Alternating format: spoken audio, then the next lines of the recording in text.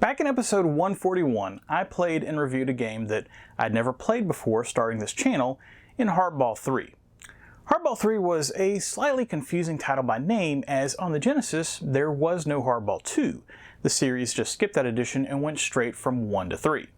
This was due to the fact that the Hardball series, with its statistical emphasis, started out life on home computers rather than consoles, and the original Hardball on the Genesis more just served to get a game with the Hardball name on the platform rather than being a specific port of the home computer game by the same name.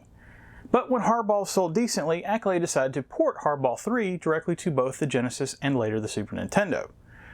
Hardball III was a gigantic leap forward for the series and had an incredible amount of customization options that, while they were a bit more commonplace on home computers, they were revolutionary for a sports title on a console. This, combined with the fact that Hardball III also featured a digital announcer, and not just any robotic announcer, but the legendary Al Michaels, made it one of the best sports games that I've reviewed so far on the channel. However, if you didn't see that review, there is one caveat, and that's the fact that, as technically impressive as it was for the time, the gameplay definitely could have used some work, and because of that room for improvement, I only awarded the game 3 stars. Now, why do I mention all this? Well, because it's 100 episodes later, give or take a few, and that means it is time to take a look at the next game in the Hardball series, Hardball 94, released for the Genesis just over 1 year after Hardball 3 in June of 1994. However, I should probably pause for a second because I'm sure that there's some of you out there that don't know me and are confused about why I would be talking about sequels to the 2001 Keanu Reeves classic Hardball when clearly none exist. Okay, I've got to be honest, absolutely no one is asking that, because the only thing that people remember from the week of September 11th, 2001 is not a freaking Keanu Reeves movie, and no, I am not inserting a picture to illustrate that joke. I do have some standards, even if they're low. Hi, my name is Dave, and welcome to Zilog and Moto, the channel where, rather than make jokes that make people want to shout out too soon, I'm instead out to collect and review the nearly 1,280 titles released in the English language for the Sega Master System, Genesis/Mega Drive, Sega or Mega CD as the case may be, and finally the 32X. Basically, if I can plug it into a Genesis, either by itself or with some sort of add-on, and be able to read what's up on the screen, I'm trying to get a copy of it and review it for posterity, with both looks at that original packaging and gameplay captured from original hardware whenever possible. Okay, so let's get back to today's game, Hardball 94 for the Genesis and Mega Drive, which to me was surprising being that it's an American sports title specifically, but it did get a release in Europe and PAL regions, just like Hardball 3 did. As mentioned, I was very impressed by the end product that Accolade delivered with Hardball 3, but one of the issues that sports sequels frequently have is making that next game different enough from the previous title to really make it stand out. Any of those nice features that Hardball 3 introduced will still be good for the product, but a year later they aren't going to be quite as impactful on players.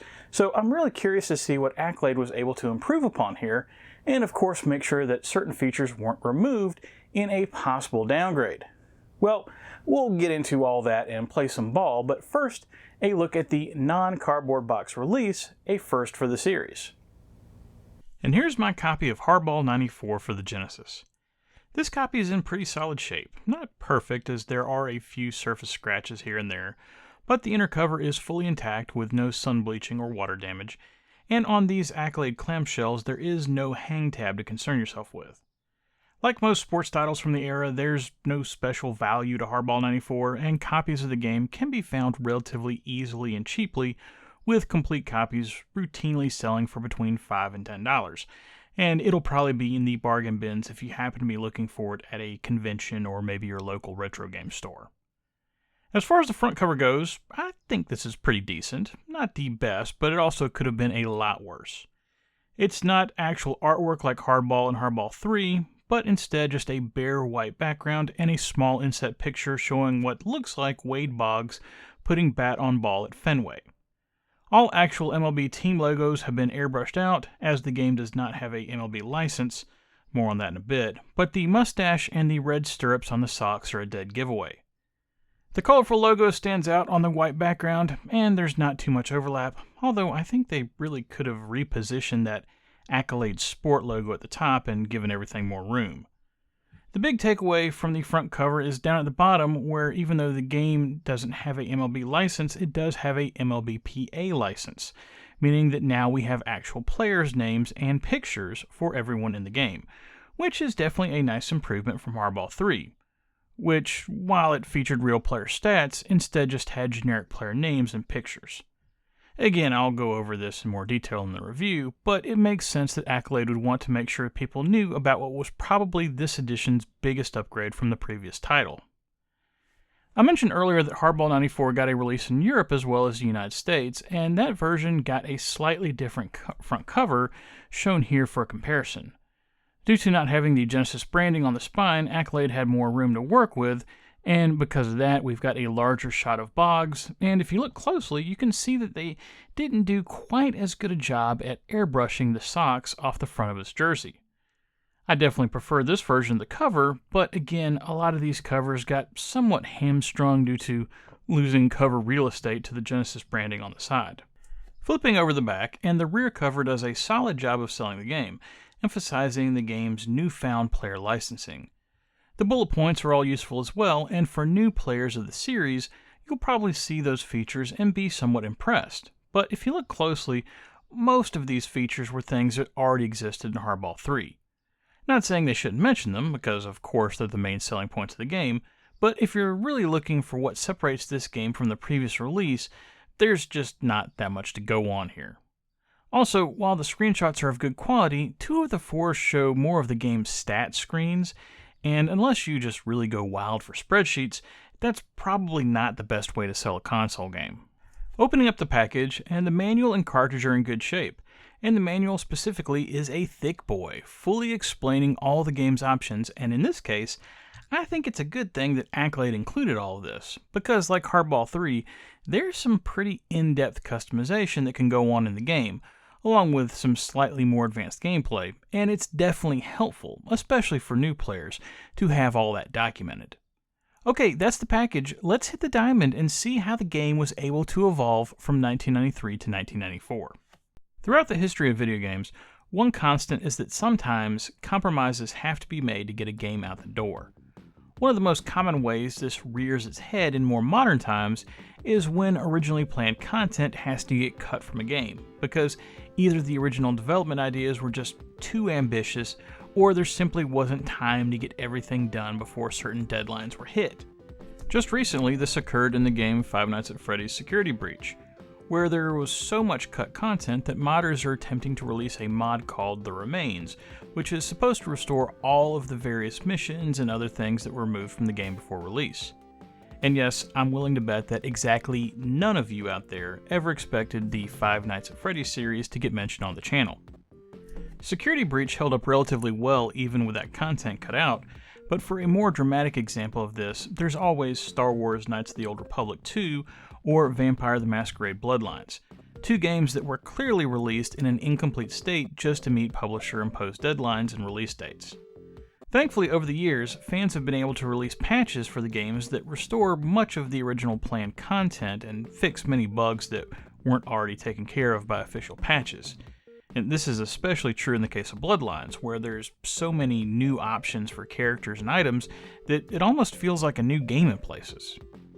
In the 16-bit era, while these same sorts of cuts certainly also occurred, one other major constraint that the developers had to deal with was cartridge size. If you were out of space on a cartridge, your only 2 options were to either cut content to make everything fit or go to a larger cartridge size, and with as expensive as every megabit was back in the day, many times going with a larger cart just simply wasn't viable due to how much more the cartridge would have to sell for everyone to make money. Squaresoft could get away with having Final Fantasy VI ship on a 24 megabit cartridge, or to bring it back to Sega releases, Capcom famously was able to ship Super Street Fighter II on a 40 megabit cartridge and still be able to turn a profit. Hardball 94, as I don't think I need to explain, is not Final Fantasy VI or Super Street Fighter II. And without being specifically derogatory, it's not even Sega's World Series Baseball, which had ironically just released the previous March on the same cartridge size. But Hardball III, despite its gameplay imperfections, had one very cool standout feature amongst its many game options, and that was having the games announced by Al Michaels. Now, keep in mind, having game announcers was in its infancy at this point, and anyone that's ever played Sega's Joe Montana 2 or Sports Talk Baseball knows what I'm talking about, as while both games did have live announcing, it was with a very robotic voice. Hardball 3 instead managed to not just have live announcing, but it actually sounded like Al Michaels. So with such a great feature included in Hardball 3, and with all the really hard work already done, as the voice samples could simply just be reused for Hardball 94, surely this would be an easy thing for Accolade to check off the list, right? Right? Well, now maybe you understand why I let off this section talking about games that had content removed for various reasons. Suffice it to say, live game announcing has been completely removed from the game, and not Al Michaels or anyone else's for that matter is featured, as the game goes back to just the ump calling balls, strikes, and outs. Now, it's entirely possible that this was a licensing issue between Accolade and Accolade chose not to pay Al for his voice to appear in Hardball 94. But if that's the case, why didn't Accolade simply replace Al with a generic voice, a la Sega's own Sports Talk announcer, as they clearly had the technology and most likely pre-written game programming to do so? I think the answer here comes down to production costs, more than licensing, but that's potentially an issue as well. Hardball 94 was produced on a 16 megabit cartridge, the exact same as Hardball 3. Even though a year had passed since the release of Hardball 3, Accolade probably felt like that it didn't financially make sense to try to produce a larger cartridge. Now, you might be wondering why they would need more space, and that would be due to the licensing that the game does include in the form of the Major League Baseball Players Association. And yes, to those of you out there that are saying that that is the reason why Al Michaels was removed from the game, due to Accolade not wanting to pay both licenses, I mean, sure, that's entirely possible, and this is all definitely conjecture from me as I have no inside information, but I'm pretty sure that MLBPA licensing costs would dwarf whatever they were paying Al, especially in 1994. No, instead, I think it is related to the MLBPA licensing, just not in the way you might think. One of the things that made Hardball 3 great is that while it didn't have MLB or MLBPA licensing, it did have a fully customizable generic version of the MLB that included accurate rosters and stats of every team at the time, just not with their names or faces, meaning that you could go in and rename each of the players, and redraw the team logos if you really wanted accuracy, and you'd have a pretty accurate basis for a MLB-based game. Hardball 94, by including the MLBPA licensing, now takes care of this for you, and every team, including the new that year expansion Florida Marlins and Colorado Rockies, has accurate rosters. To go the extra mile though, the generic player pictures that were used in Hardball 3 have now been replaced with color pictures of each of the over 700 players. This, along with the pre-existing representations of the 28 different real-life baseball stadiums, gives the game a solid upgrade from the previous year as far as realism goes, at the expense of that live announcing. You see, those 700 color pictures require space on the cartridge, and with Accolade not budging on the size of the cartridge, well, something had to go, apparently. Now, hopefully that intro makes a bit of sense, as to me, this is a perfect example of something being unfortunately cut from a game. In a perfect world, Accolade would have been able to add the player pictures, which is a nice feature, and keep Al's commentary, but clearly they couldn't pull it off. Do I think they made the right decision? Well, it's hard to say, but at least I can understand why they did it, and it does make sense for them to lean into the new MLBPA licensing. Unfortunately, other than everything that I've just probably spent way too much time explaining so far in the review, not a whole lot has changed since Hardball 3, which admittedly is sometimes how yearly sports sequels go. Honestly, other than adding upgraded, i.e. smoother, animations for pitching and hitting, the rest of the game seems pretty much exactly the same. All of the same customization options, season options, gameplay options. The framework for Hardball 94 will be immediately familiar to anyone that's played Hardball 3 because it's all exactly the same. This includes all of the things that Hardball 3 had issues with, and as far as I can tell, all of the problems that brought down the previous game in the series are still present here. I think my biggest issue is the batter-pitcher interface, and considering that you're going to spend 90% of your time here, it's kind of a big deal. The interface is functional, and just like before, you can use a view from behind the pitcher, behind the batter, or a combination of both, which is nice. However, what's not nice is the fact that there is no strike zone indicator. This means when pitching, you don't ever know exactly where you're aiming at, and the controls just specify an ambiguous, the longer you hold in a certain direction, the further the pitch will target. It's certainly not ideal, and the computer is a very good hitter, meaning that chances are you're going to give up a few home runs, no matter how good your pitcher is. On the flip side of that, batting is a bit rough as well. While not having the strike zone indicator isn't as big a deal for batting, it still would be helpful if it was present. The bigger issue for batting is that the pitches come out so quick that most of the time you're having to swing at the pitch as soon as it's thrown, meaning that you have no way of knowing if it's actually going to be a strike or not, and the game has the mechanics of needing to aim your swing if it's not down the middle to make good contact, which is simply impossible on all but the slowest off-speed pitches. To combat this, Accolade did include an option to force the pitchers to throw the ball straight down the middle, but even then, hitters seem woefully underpowered, when you're controlling them anyway. In the games that I played, I had a grand total of 0 home runs hit, even when using that down the middle option. To add insult to injury, when a home run is hit, the game has probably the lamest home run celebration that I've seen, with just home run displayed on the screen while the batter rounds the bases. It looks like something you would have seen in a middle school PowerPoint presentation. As mentioned, anyone that's played Hardball 3 is going to know exactly what to expect here graphically, aside from the previously mentioned upgraded throwing and hitting animations, which, are nice. I do like that the game features accurate representations of every MLB stadium, but really, other than adding Colorado and Florida, this was all just brought over from the year before. Even all the menus are unchanged, which admittedly isn't a big deal, but it is an indicator of where work did or did not go into the game.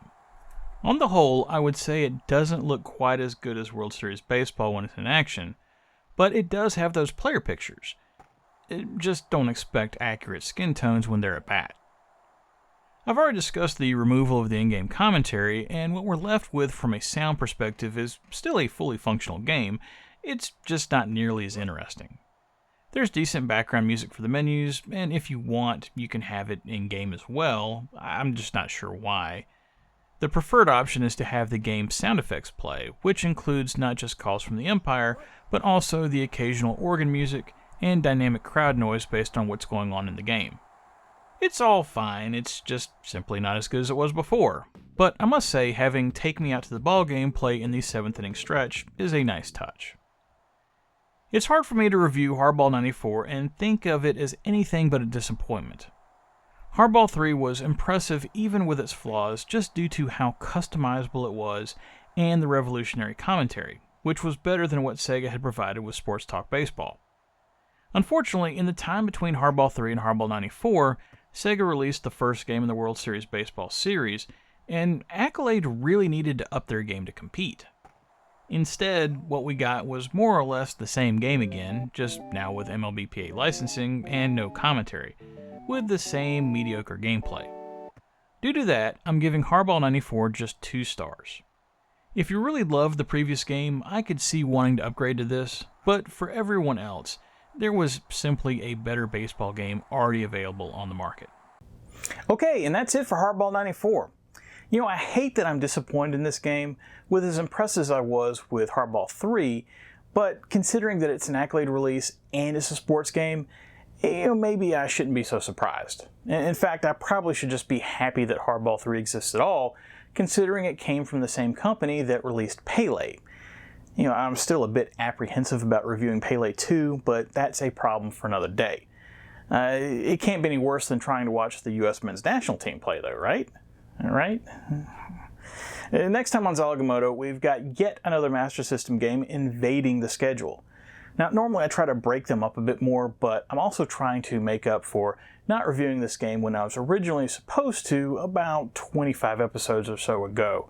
As you can imagine, this was another European exclusive that I didn't actually have a copy of until very recently, hence the delay.